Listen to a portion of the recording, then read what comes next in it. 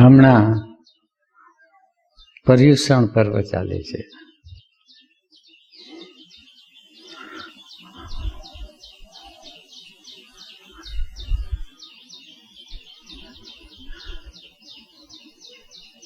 સમય 7:30નો છે અને ટાઈમસર હું પહોંચી શકતો નથી, પહોંચી શક્યો નથી.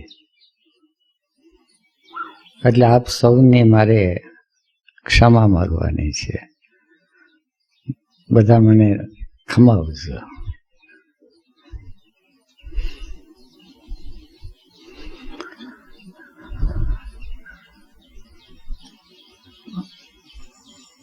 હવે આપ સૌ નક્કી કરો કયો સમય, કારણ કે હવે મારું આવવાનું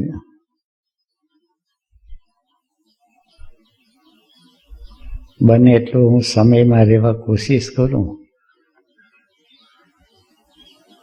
પણ ઘણા બધા કારણોસર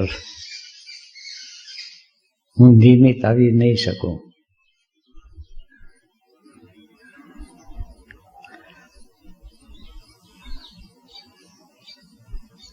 એટલે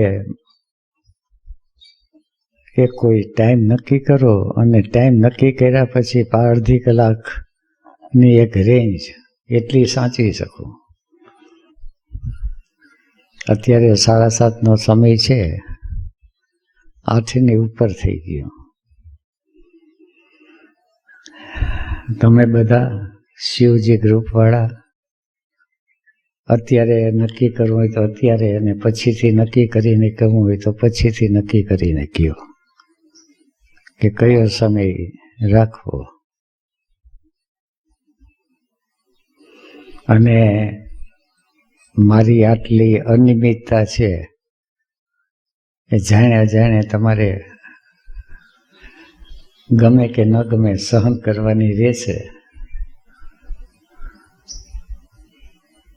ફરજિયાત નહીં.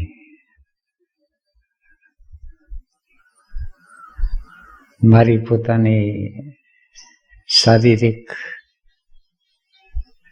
સામાજિક, સાંયોગિક કમજોરીનો સ્વીકાર કરી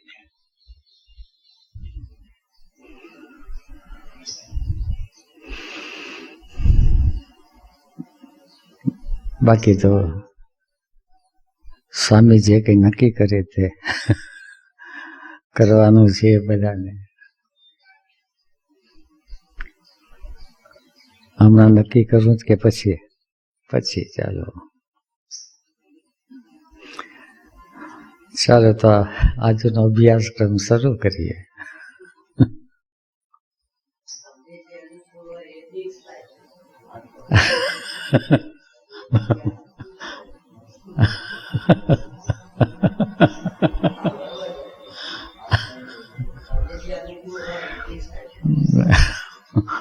મને તો ખબર નથી કે હું અનુકૂળ છું. મને કંઈક મધરાતે જોર ચડી આવે.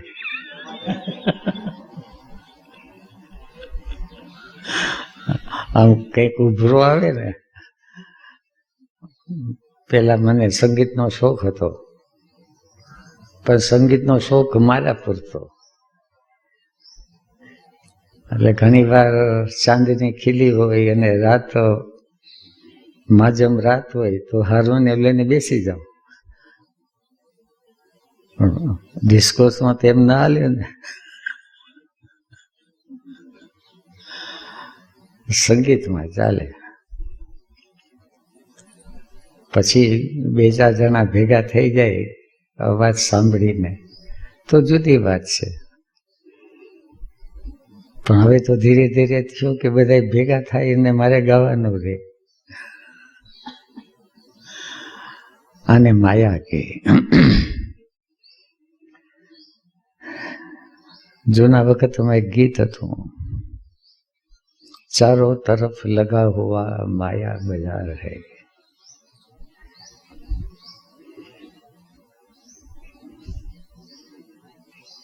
અત્યારના જમાનામાં જેને કહીને કે શોપિંગ મોલ છે, એકવાર મોલમાં દાખલ થઈ ગયા પછી બહાર નીકળવું મુશ્કેલ છે. અને જો ખિસ્સું ભરેલું હોય તો પછી ઠેક ઠેકાણે મન થયા જ કરે. અને ઠેક ઠેકાણે મન થયા કરે એવું નહીં.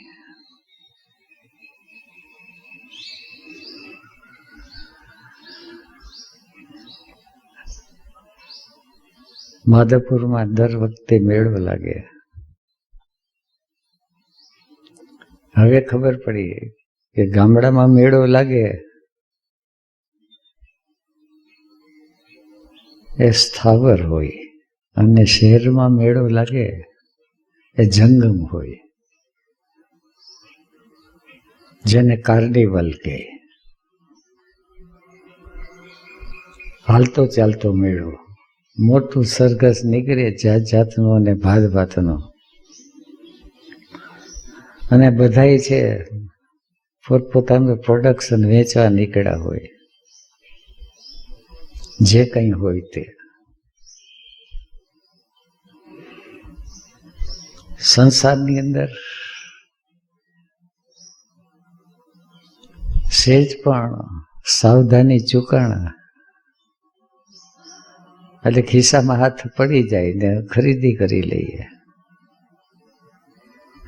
ક્યારે એવો અનુભવ થયો કે બજારમાં ગયા હોય ખરીદી કરવા અને લાવવાનું રહી ગયું હોય ને ન લાવવાનું ઘેરે ભરાઈ ગયું હોય? મારા જીવનમાં આવું ઘણું થયું છે. તમારા જીવન તો તમને ખબર. લેવાનું તો રહી ગયું ને ન લેવાનું લઈ લીધું.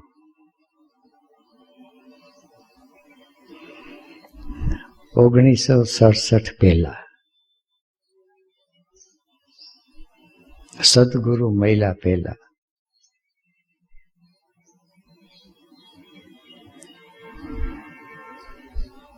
સ્કૂલમાં ભણતો હતો.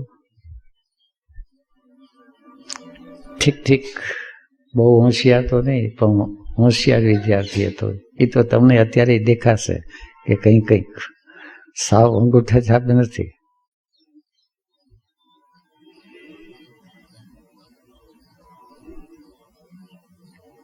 ઇતિહાસ વાંચીને ગોખીને ભૂગોળમાં ખબર ન પડે.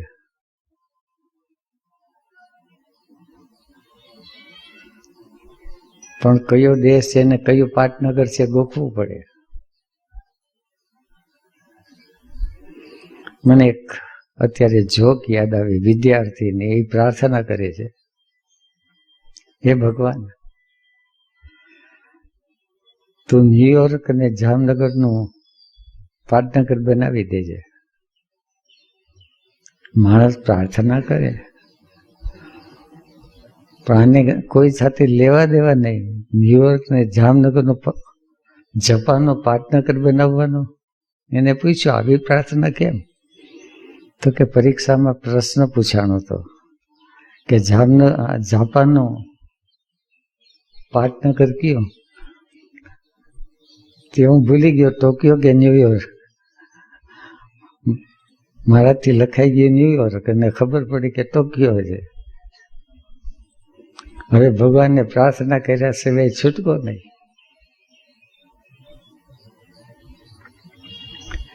મારી આગળ આવા પ્રકારની પ્રાર્થના આવે, જ્યાં પ્રેમ લગાડવાનો છે ત્યાં નથી લગાડતા, અને એ બીજે ઠેકાણે લગાડી બેઠા. અને હવે કે હવે અમારો પ્રેમ છે સત્ય અને સનાતન બને એવું કંઈક કરી દો તમે.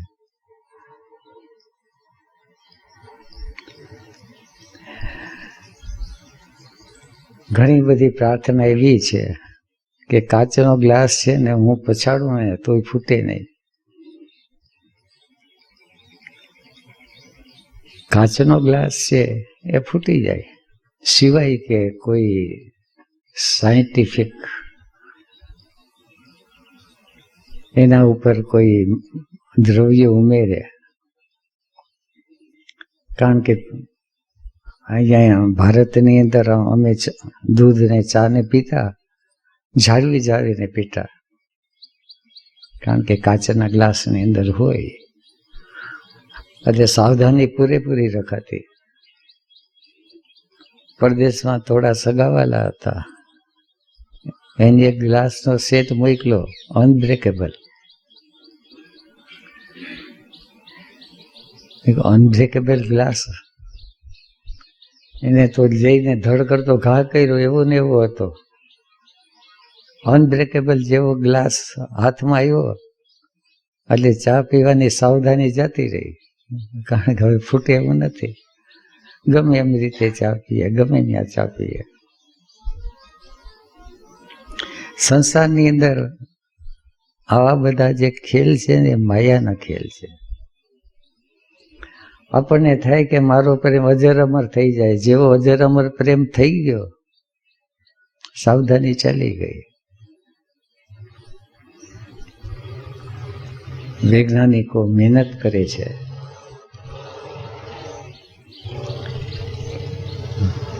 મોટા મોટા વૈજ્ઞાનિકો છે, મોટા મોટા ફિલોસોફરો છે, અને આપણી નાની મોટી કામનાઓ પણ છે. ઇમોર્ટાલિટી ઇન ધ ફિઝિકલ બોડી. આપણો દેહ છે અજર અમર થાય, એને માટે વૈજ્ઞાનિકોની ખોજ ચાલુ છે. પણ દેહો જેવો અજર અમર થઈ ગયો, એની સાથે અંદરની કોન્શિયસનેસ છે, અવેરનેસ છે, જાતી રહેવાની. અને માયા કે આપણને ખબર નથી. છોકરો ને છોકરી સામસામા મળે છે, આમ એકબીજા માટે તરસતા હોય, રાહ જોતા હોય, પ્રતીક્ષા કરતા હોય. ગમે ત્યારે ગમે તે થઈ શકે છે. બ્રેકેબલ. છોકરી ક્યાંય જાય, છોકરો ક્યાંય જાય, એટલે એને અનબ્રેકેબલ કરવા જઈએ. એને આપણે લગ્ન કહીએ. કે એકવાર ગાંઠથી બંધાઈ જાય ને પછી છૂટી ન શકાય, કારણ કે પછી તો કાયદાના ને સમાજના ને બધાના બંધન આવે. એટલે સંસારી જીવ છે અનબ્રેકેબલ. અનબ્રેકેબલ રિલેશનશીપ થઈ ગઈ, લગ્ન પડી ગયા, પતી ગયો. બધો રોમાન્સ, બધો સસ્પેન્સ, બધી થ્રિલ, બધી સાવધાની, બધું કેરિંગ, બધું શેરિંગ, બધું ગુમ. ત્યાં સુધી બધું હતું. અને માયા કે,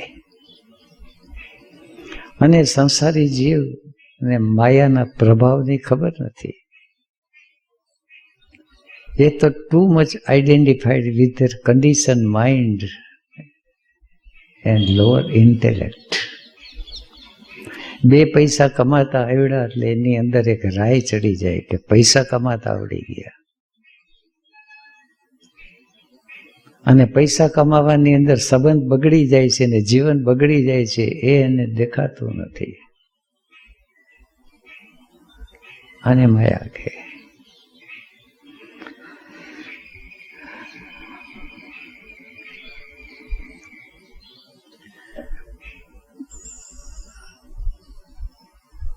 હર ક્ષણે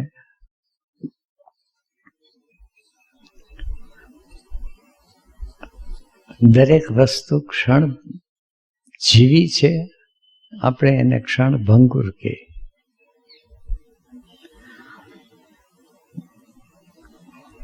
બદલાતું રહે છે બધું. જેવી રીતે મશીનનું ફ્લાયવ્હીલ હોય, આપણે જિંદગીને ઘટમાળ કહીએ છીએ. હવે તો ઘટમાળ શબ્દ જૂનો થઈ ગયો, કારણ કે ઘટે ન રહ્યા અને માળ પણ ન રહ્યો. જૂના વખતની અંદર તરસ લાગે અને કૂવામાંથી પાણી પીવાનું હોય તો ડોલ નાખીને કે ઘડો નાખીને પાણી સિંચવું પડે. ત્યારે અનુભવી હોય, વૈજ્ઞાનિક હોય, એક શોધ્યું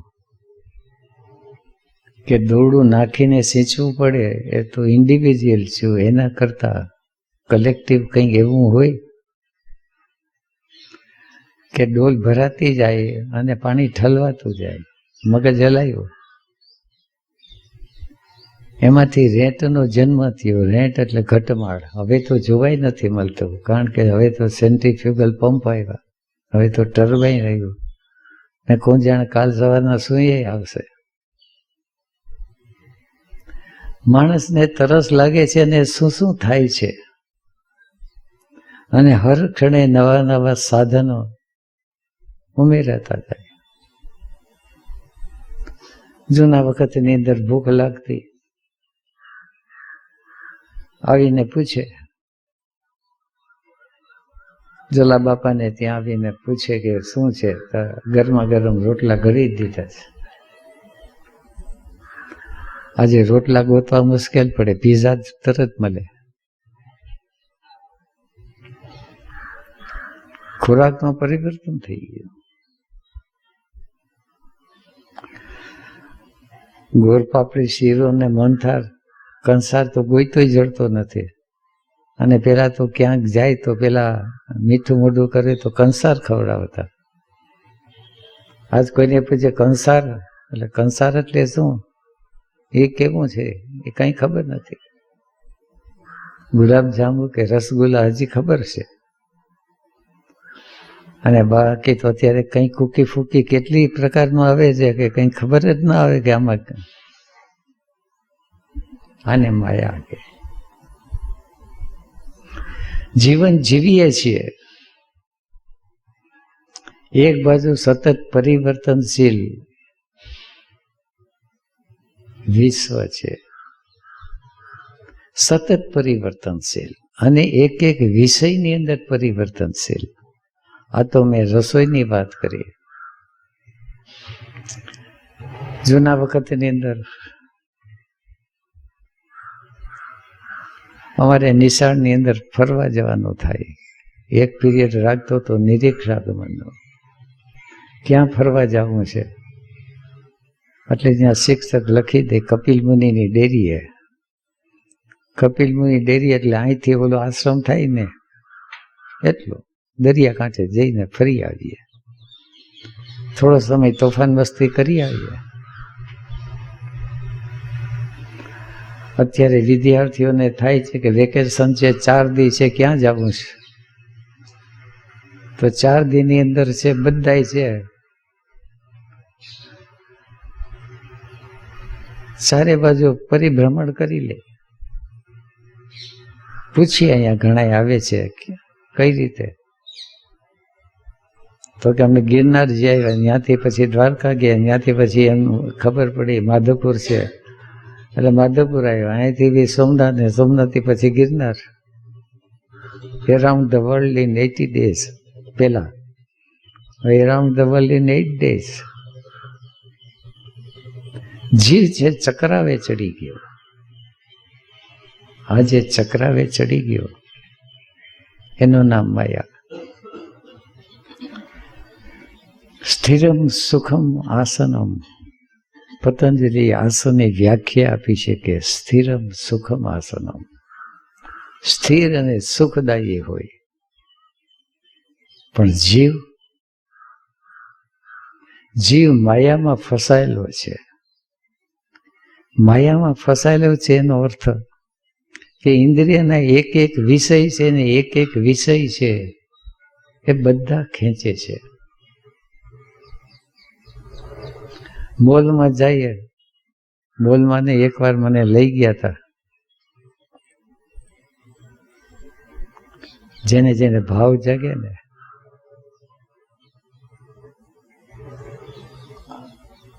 ખાવાની વાનગી, મેં કહું મને તો બહુ હોટલનું ખાવું બહુ ભાવતું નથી, રૂચતું નથી, થોડું શરીરનો ખ્યાલ રાખો, કારણ કે બધું ખબર હોય કે એ કેવી રીતે બધું બનાવતા હોય સ્વાદિષ્ટ પણ હોય રોગિષ્ટ.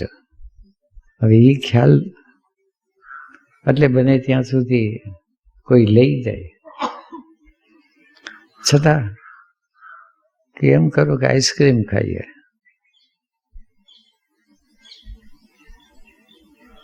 આઈસ્ક્રીમ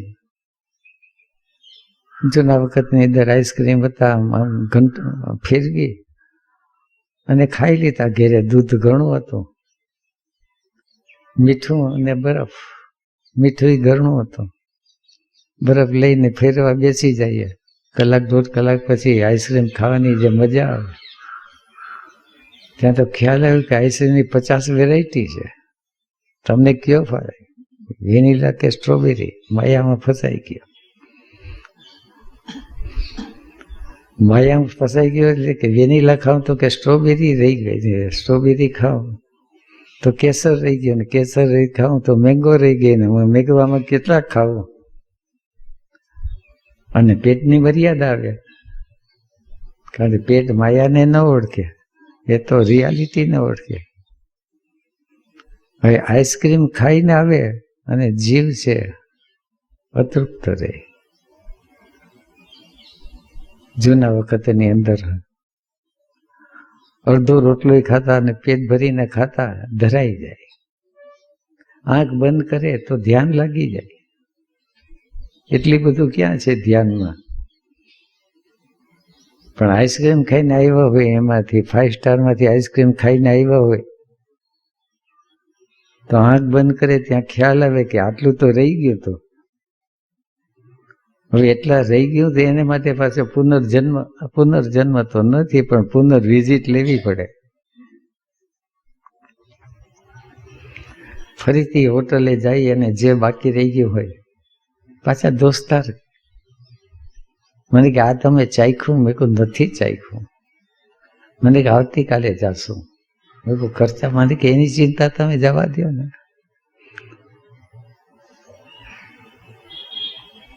ઓસ્પેન્સ્કિયાને રિકરન્સ કે રિવિઝિટ. અને આપણે સંસારની અંદર જ્યારે પણ શરીર છૂટવાનું ટાણું થાય કે નિંદરનું ટાણું થાય, બે એક સરખું છે. પણ ક્યારેય એવી પ્રતીતિ કરી છે કે આજનો દિવસ છે એ ધરાઈને ગાયડો? સ્વપ્ન નિદ્રા જ્ઞાન આલંબનમ વા યોગ ચિત્ત વૃત્તિ નિરોધ. ચિત્ત વૃત્તિનો નિરોધ કઈ રીતે કરવો? તો અભ્યાસ વૈરાગ્યાભ્યામ તન નિરોધ. અભ્યાસ અને વૈરાગ્યથી નિરોધ થાય. તો અભ્યાસ કેનો કરવો અને વૈરાગ્ય શું? પછી તો એક સૂત્ર બતાવે. એમાં એક સૂત્ર જે છે કે સ્વપ્ન નિદ્રા આલંબનમાં, સ્વપ્ન અને નિદ્રાનો આધાર લઈને પણ અભ્યાસ થાય છે. રાતના સૂઈએ નિદ્રા સમાધિ સ્થિતિ. રાતના શરીર છૂટી જાય કે શરીર પાછું જાગવું હોય તો જાગે, ન જાગવું હોય તો ન જાગે. ઘણા એવા કેસીસ સાંભળવા મળે કે રાતના સૂતા હતા, સવારના જોયું તો કાંઈ ન મળે. મેં કહું વાહ,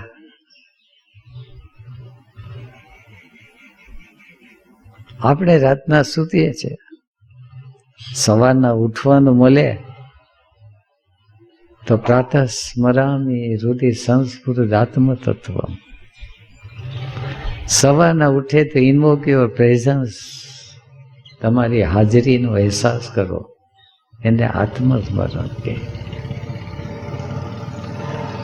પણ સમસ્યા ત્યાં ઊભી થાય કે હજી આત્મસ્મરણ થાય એ પહેલા તો માયા ઘેરી વળે. હજી તો નીંદર ઉડે પહેલા તો થાય કે રસોડામાં ચૂલો સળગાવવાનો છે, કે ચા મૂકવાની છે, કે ભાણા માંજવાના છે, કે આને બોલાવવાનો છે, ઘેરે મહેમાન આવવાના છે, મોડું થઈ ગયું, અને 1000 પ્રકારની માયા. મને થોડો ખ્યાલ છે કે 7:30 વાગે છે, મારે હાજરી, બધા રાહ જોઈને બેઠા છે. શિવજી વાળા રાહ જોઈને બેઠા હોય, લાઈન કનેક્શન માગે, અહીં બધા બેઠા હોય. પણ માયામાં ફસાયેલો જીવ ક્યાંયથી ને ક્યાંયથી વળગે. એટલે પછી સાહેબને કહેવું પડે ફરગેટ એન્ડ ફરગીવ. મહાવીરજીને કહેવું પડે કે ખમાવી લ્યો, કારણ કે માયામાં ફસાયેલા જીવ છે. જે બોલવું હોય ન બોલાય ને ન બોલવાનું બોલાઈ જાય, પછી ખમાવવું પડે. કરવું હોય એ ન કરાય અને ન કરવું છે એ થઈ જાય. અને ઘણા તો છે માયામાં એટલા બધા ફસાયેલા છે કે ગીતાનો આધાર લે કે કર્મમાં જે અકર્મને જુએ છે અને અકર્મમાં જે કર્મને જુએ છે એ જ બધું સગળું જુએ છે. અને જે કરવાનું તો એ ભૂલાઈ ગયો, ન કરવાનું થઈ ગયું. એને પછી આપણે ત્યાં એને અકર્મી કહીએ. ન કરવાનું જે કરે છે પછી જે કંઈ પરિણામ આવે, આ બધા જે પરિણામ આવે છે જે અદૃશ્ય શક્તિથી, એને માયા શક્તિ કહે. અને માયા શક્તિને કારણે આપણને યાદ નથી રહેતું, વિસ્મરણ થઈ જાય છે. આપણને ખબર છે બધી, છોડીને જવાના છીએ એ ખબર છે. આ ક્ષણ ગુજરતી જાય છે, આ ક્ષણને માણી લેવાની છે એ ખબર છે. ક્રોધ નથી કરવો, ઈર્ષા નથી કરવી, શું શું નથી કરવું એ ખબર છે ને શું શું કરવું છે એ ખબર છે. અને છતાંય જીવનને જોઈએ છીએ તો આપણે ત્યાં ને ત્યાં છીએ, હતા ત્યાં ને ત્યાં. આનું કારણ શું? ઘણા પૂછે. મેં કહું હું કારણ કહીશ તોય નહીં સમજાય, કારણ કે નામ ગમે તે આપો. આ લોકો એને જે લોકો અનુભવી કહે છે એને માયા કહે. માયા છે એ પરસેપ્ટિબલ છે, માપી શકાય છે, પ્રમેય છે. નહીં તો જો માપી ન શકાતી હોત તો માયાની બહાર નીકળી ન શકાત. એટલે તો એને માયા કીધી. માયામ એતામ તરંતી તે. મને એટલે જ્યારે શ્રી કૃષ્ણ ચૈતન્ય જે અંદર દ્રષ્ટા છે, સાક્ષી છે, કુટસ્થ છે, એની સાથે જેને લગાવ થઈ ગયો છે એને માયા નડતી નથી, કારણ કે એ સત છે. સતનો અર્થ ઓલવેઝ એન્ડ એવરીવેર. અને માયાનો અર્થ છે કે અહીં દેખાય છે ને બાંધ જ દેખાતો. એક છોકરીને કોક છે ચંદ્રમુખી જેવી દેખાય અને કોકને જ્વાલામુખી દેખાય. છે શું? ઓશો એક વાત કરેલી. ઓશે પોતાની વાત કરે, વ્યંગમાં વાત કરે કે એક મેડ હાઉસમાં ગયા, ગાંડાની હોસ્પિટલમાં જોવા ગયા તો એક જણો રડતો હતો ને માથું પછાડતો હતો. મને પૂછ્યું કે આ શા માટે માથું પછાડે છે? તો કે જે છોકરી સાથે વિવાહ કરવા હતા એની સાથે નથી એટલે માથું પછાડે છે. બીજો છે એ કપડા ફાડાફાડ કરતો હતો કે આ શા માટે કરે છે? તો કે આને જે છોકરી સાથે વિવાહ કરવા હતા એના વિવાહ આની સાથે થઈ ગયા એટલે એ ગાંડો થઈ ગયો.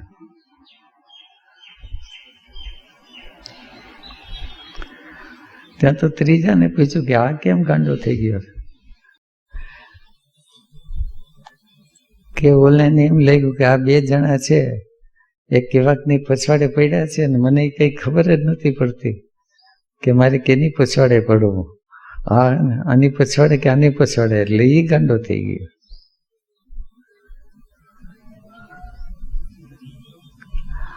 આ જે અંદરના ગાન પણ છે ને,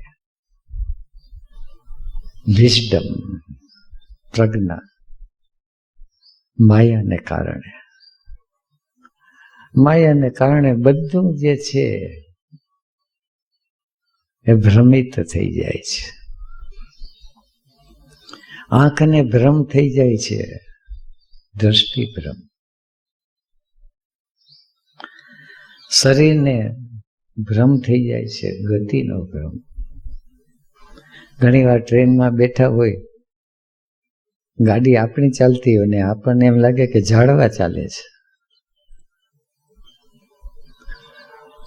દેખાય કે આ સૂરજ આમથી આમ થાય છે,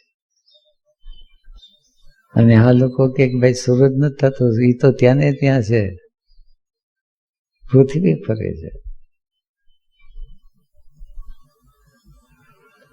એક ઝેન સ્ટોરી છે, ઘેરી સ્ટોરી છે. મંદિર હતી ને મંદિરની ધજા ફરકતી હતી, પણ નજીક દેખાય કે આ ધજા ફરતી રહી છે. ત્યારે બીજું કે ધજા નથી ફરકતી, ધજામાં કંઈ ફરકવાનો જીવ નથી, એ તેમને પડી છે, પણ પવન વાય છે માટે ધજા ફરકે છે. થોડું વૈજ્ઞાનિક હતું.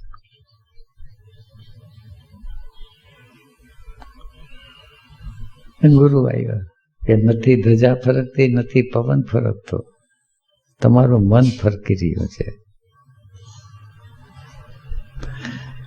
સંસાર આપણને ચાલતો લાગે, કાળ ગુજરતો લાગે, નથી સંસાર ચાલતો, નથી કાળ ગુજરતો. કાળ તો ત્યાં ને ત્યાં છે, શાંત અને સ્થિર. આપણું શરીર મોટું થતું જાય છે અને એને કારણે ભ્રમ ઉભો થાય છે કે કાળ ગુજરી ગયો. ઝાડવું મોટું થાય છે, ગ્રોઈંગ. એટલે પ્રકૃતિની અંદર દરેક એવર ચેન્જિંગ છે, એની સાથે એવર ગ્રોઈંગ છે. જીવતી વસ્તુ છે, વધતી જાય. એટલે જેવી રીતે ઝાડ પાન વધે છે, એવી રીતે શરીર વધે, એવી રીતે ભાવ પણ વધે, એવી રીતે જ્ઞાન પણ વધે. બધું ગ્રોઈંગ છે. પણ જે દરેક વસ્તુ છે વધતી જાય છે, કઈ શક્તિથી વધતી જાય છે?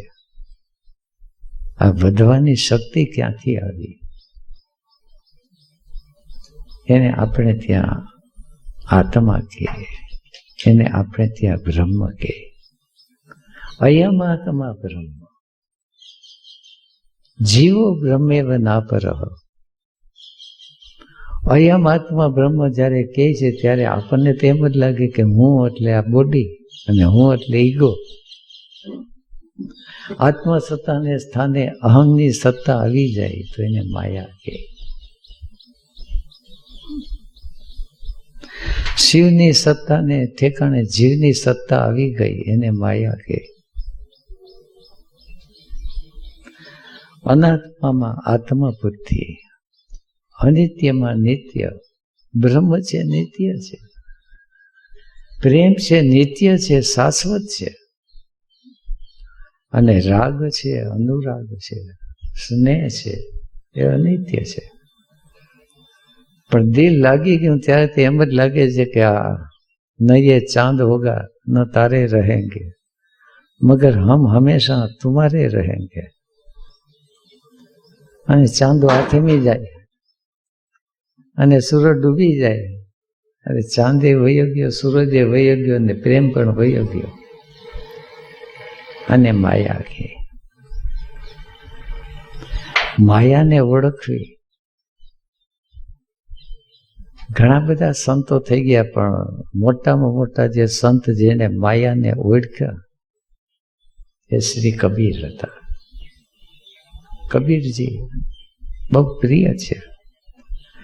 પ્રિય એ માટે છે કે મારી જેમ એને શાસ્ત્ર વાસ્ત્રનું જ્ઞાન ન મેળવેલું, અનુભવનું જ્ઞાન પૂરેપૂરું. માયા મહા ઠગીની હમ જાને. માયા ક્યાં ક્યાં છેતરે છે. નિર્ગુણ ફાંસ લીએ કર ડોલે, બોલે મધુરી બાની, માયા મહા ઠગીની હમ જાને. અને મધુરી બાંધી અને વાણી એવી બોલે કે ચિદાનંદ રૂપે શિવોહમ શિવોહમ અહમ બ્રહ્માસ્મિ. હું શું બ્રહ્મ વેદાંત. એટલે ઘણા બ્રહ્મ વેદાંતો તો હવે શબ્દ નવો આવ્યો, ઓછોએ ઉત્પન્ન કરેલો. મગર વેદાંત વિશારદ એને વેદાંતિ કે. કોઈ છે વિશારદ છે, સંગીત વિશારદ, અને સંગીત ગાઈને પોતે રડે ને બીજા રેડા કરે. સંગીતની સમાધિ, સંગીતની ધૂન લાગે. એ તો એકવાર માધવપુરના મેળાની અંદર કોઈ મસ્ત ફકીર આવેલો, રામસાગર લઈને બેસી ગયા તો મંજીરા હતા. 11 ની ચાંદની હતી. ઠાકોરજીના વિવાહ ફૂલેકોર નીકળી ગયો હતો, નીકળી પડ્યો હતો. એકલો હતો, કોથળા બોથળા પાથરેલા હતા, જઈને બેસી ગયો. અને જે ભજન ગાયા ધ્યાનસ્થ સ્થિતિ થઈ ગઈ. એ પછી તો કેટલી વાર પદ્માસન વાળીને બેઠો ને વજ્રલી મુદ્રામાં બેઠો ને. આવી બધી નાની મોટી એવી બધી કહાની છે. ધ્યાન ન લાગ્યું અને તેથી ધ્યાન લાગી ગયો. નિર્ગુણ ફાંસ લીએ કર ડોલે, બોલે મધુરી બાની માયા મહાઠગીની હમ જાની. ભક્ત ન કે ભક્તિ ન હુએ બેઠી. કોઈ ભગત છે તો એને ભક્તિ થઈને બેસી ગઈ. મારે કેરા ઠાકોર સેવા છે, મારે આ શ્રાવણ મહિનાનો સોમવાર છે, મારે આ ટાણું છે ને વ્રત છે. આ બધું જરૂરી છે, પણ માયા વર્ગે છે ત્યારે એને ભાન નથી રહેતું કે આ કઈ વર્ગી ગઈ. શ્રાવણના સોમવાર કરતા કરતા ક્યારે શિવ ઉડી જાય અને જીવને અહંકાર છે માથે ચડી બેસે, ખ્યાલ ના આવે.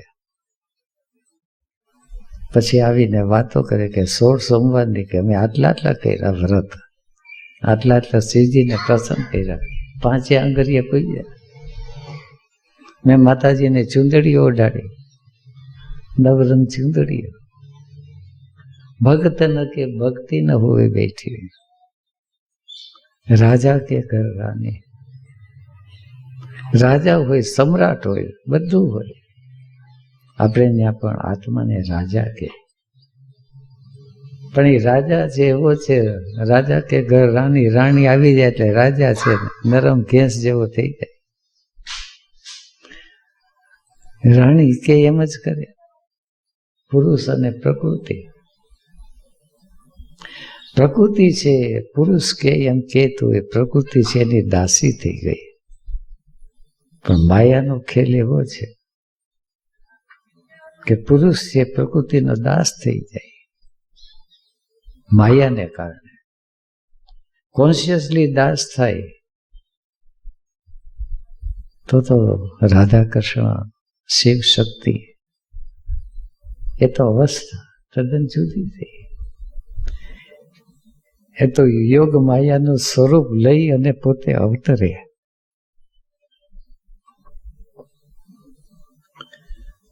માયાને ધારણ કરે કોન્શિયસલી અને પછી અવતાર કાર્ય કરે. આપણે તો માયાને ધારણ નથી કરતા, માયા આપણી ઉપર ચડી બેઠી છે.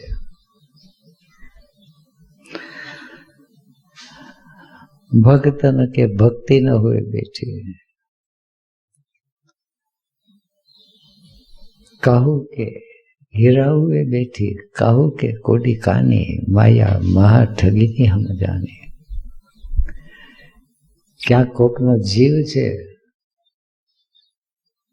હીરા મોતીમાં પરવાયેલો હોય,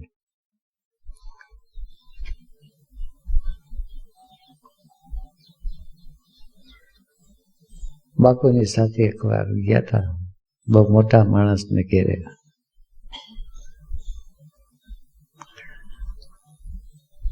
અબજોપતિ માણસો હતા, હાથમાં વીંટી હતી, હીરાની વીંટી હતી.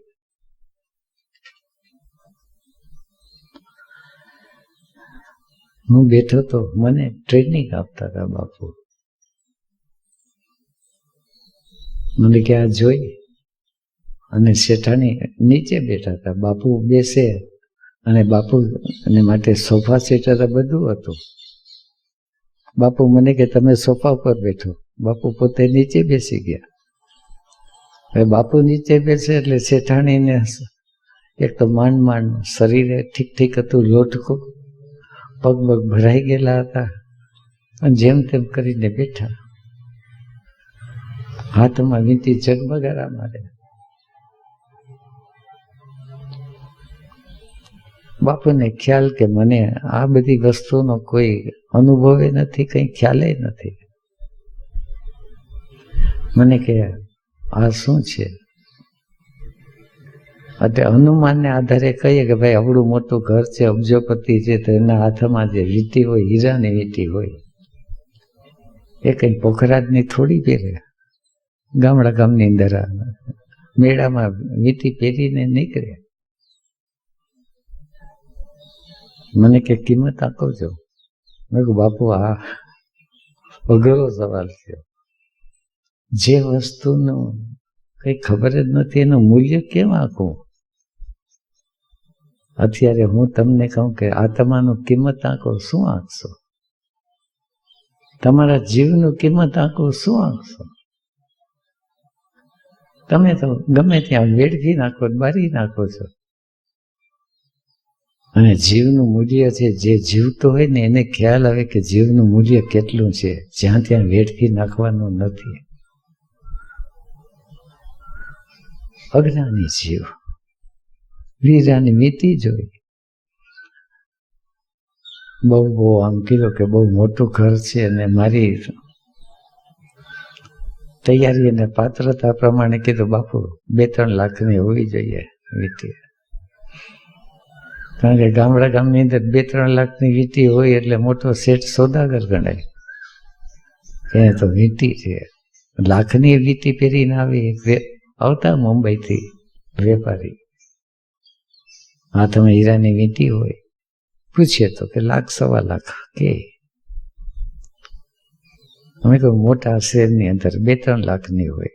એને પૂછ્યું વીંટી કેટલાની છે? તો કે 27 લાખ. ભાઈ 27 લાખનો આંકડો સાંભળીને છાતીના ધબકારા બંધ થઈ ગયા. એક 27 લાખમાં તો જિંદગીની જિંદગી નીકળી જાય. એના હાથમાં વીંટી હતી, સાંભળી ગયો.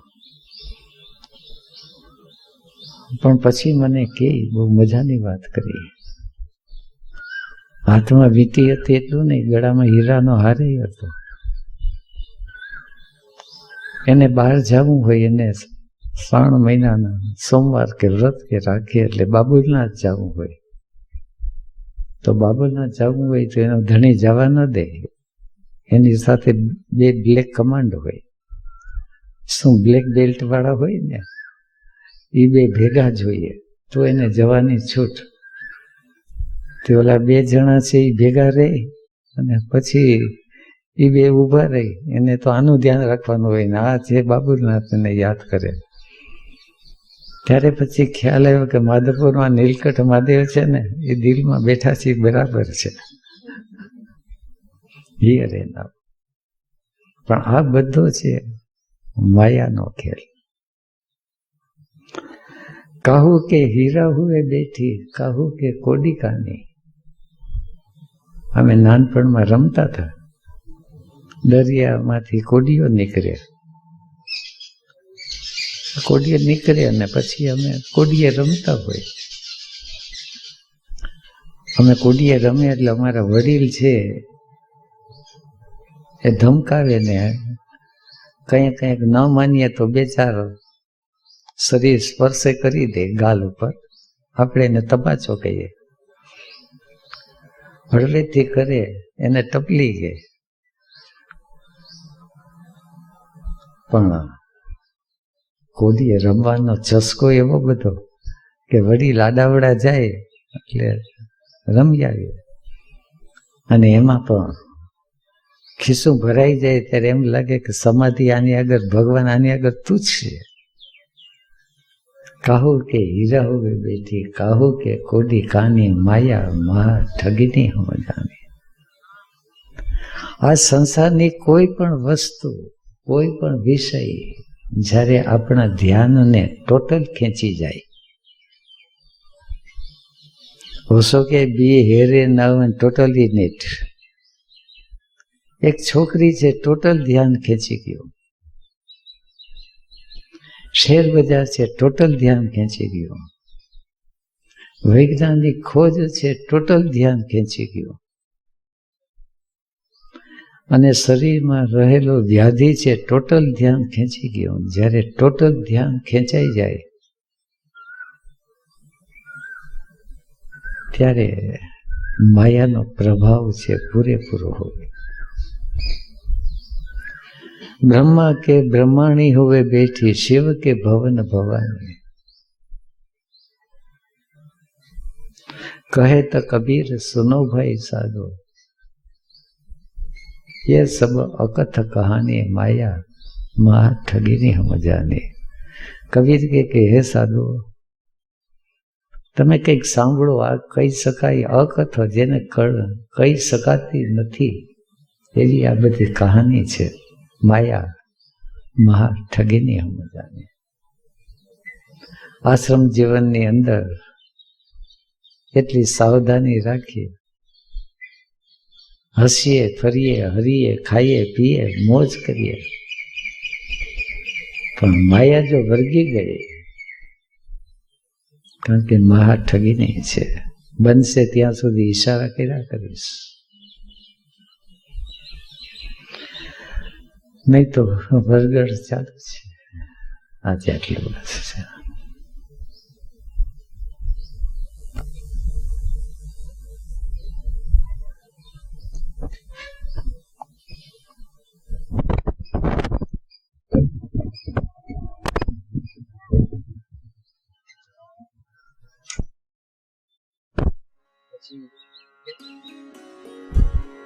પછી